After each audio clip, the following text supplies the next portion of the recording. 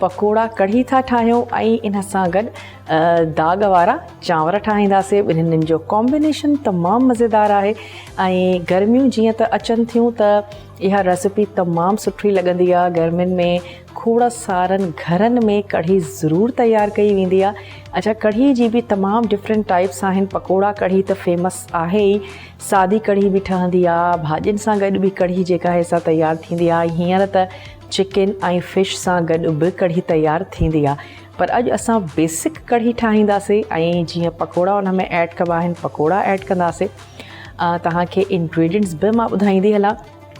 ऐं अक्सर घरनि में मां ॾिठो आहे त पकोड़ा कढ़ी जेका आहे सा इलाही घंटनि ताईं तयारु कई वेंदी आहे। हर कंहिंजो पंहिंजो हिकिड़ो स्टाइल आहे, पर ज़रूरी न आहे त कढ़ी खे जेसीं ताईं तव्हां 5-6 घंटा न पचायो त कढ़ी तव्हांजी सुठी न थिए। कढ़ी पोइ बि सुठी थींदी आहे।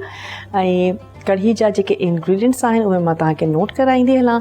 धोरो तव्हांखे खपे ऐं इन रेसिपी में धोरो जेकॾहिं थोरो पुराणो हूंदो, खटो हूंदो त अञा बि सुठी ॻाल्हि आहे। ऐं जेकॾहिं तव्हांखे लॻे थो त भई धोरो एतिरो खटो न आहे, छा इन में ऐड कजे, त टाटरी तव्हां इन में शामिलु करे सघो था। इहा हिकिड़ी टिप आहे त तमामु ज़बरदस्त खटी जेका कढ़ी आहे उहा तव्हांजी तयारु थींदी। पर अॼु असां टाटरी त ऐड इन में नथा कयूं।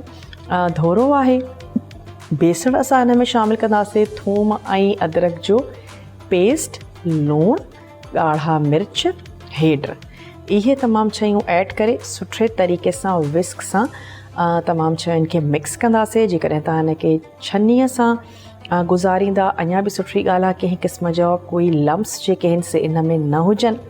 ऐं इन खां बाद में हिनखे पचण जे लाइ रखी छॾींदासीं।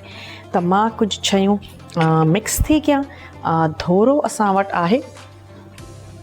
अच्छा, जंहिंसां तव्हां पंहिंजे धोरे खे मेजर कयो उन सां ई बेसण खे बि मेजर कजो।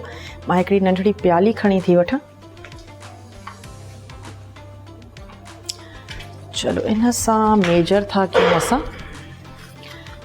जेको असांजो बेसण आहे, 2 प्यालियूं असांजो गिहु आहे, 2 प्यालियूं असांजो धोरो आहे, त मां इन में ऐड कंदमि 1 प्याली बेसण जी। चलो जी, हे वारो चिमचो था खणूं।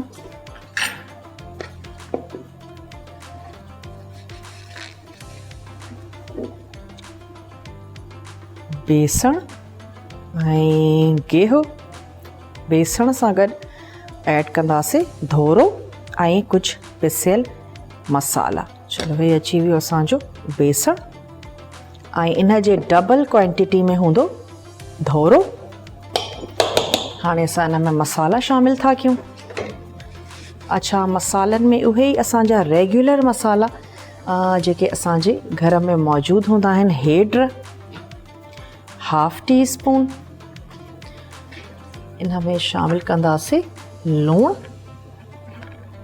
ऐं लूणु इन में ऐड कंदासीं हस्बे ज़रूरत। त मां 1 टीस्पून ऐड थी कयां, पोइ असां इनखे टेस्ट करे ॾिसंदासीं ऐं पंहिंजे हिसाब सां शामिलु कंदासीं। अच्छा, इन सां गॾोगॾु जेके ॻाढ़ा मिर्च आहिनि उहे बि 1 टीस्पून हे ऐड कयो अथसीं। इन सां गॾोगॾु थूम ऐं अदरक जो पेस्ट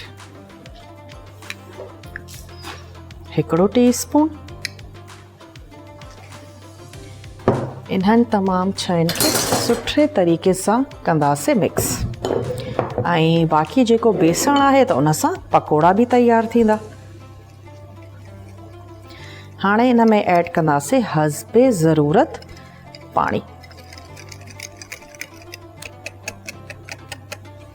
बेसण, धोरो, कुझु मसाला जंहिंमें हेड, लूणु, ॻाढ़ा मिर्च, बस, थूम ऐं अदरक जो पेस्ट। अच्छा, मेक श्योर कजो त कंहिं क़िस्म जो घुटलियूं, लम्स उहे तव्हांजे हिन मिक्सचर में न हुजनि। हाणे थोरो पाणी ऐड था कयूं। सुठे तरीक़े सां विस्क हलाईंदासीं। बस मक़सदु इहो ई आहे त जेको बैटर आहे उहो असांजो बिल्कुलु स्मूथ ठही वञे। अच्छा, इन सां गॾोगॾु अॼु जेके असां चांवर ठाहींदासीं हो दाग वारा चांवर आहिनि, जंहिंमें सुर्ख बसर ऐं थोरा कड़ी पत्ता ऐड कंदासीं। इन सां गॾोगॾु नंढड़ा फोटा मूंखे त तमामु सुठा लॻंदा आहिनि ऐं जेके चांवर आहिनि एॾा ख़ुशबूदार तयारु थींदा आहिनि त कढ़ी रखंदासीं पचण जे लाइ ऐं इन सां गॾोगॾु जेके चांवर आहिनि उहे पचाईंदासीं। उन खां बाद में तयारु थींदा असांजा पकोड़ा।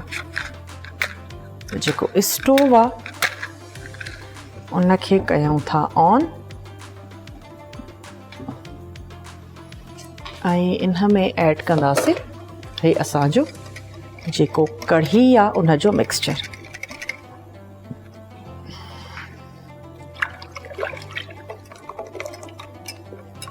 अच्छा, इनखे बॉइल थियण जे लाइ रखियोसीं ऐं यकीनन हिन में अञा बि पाणी पवंदो।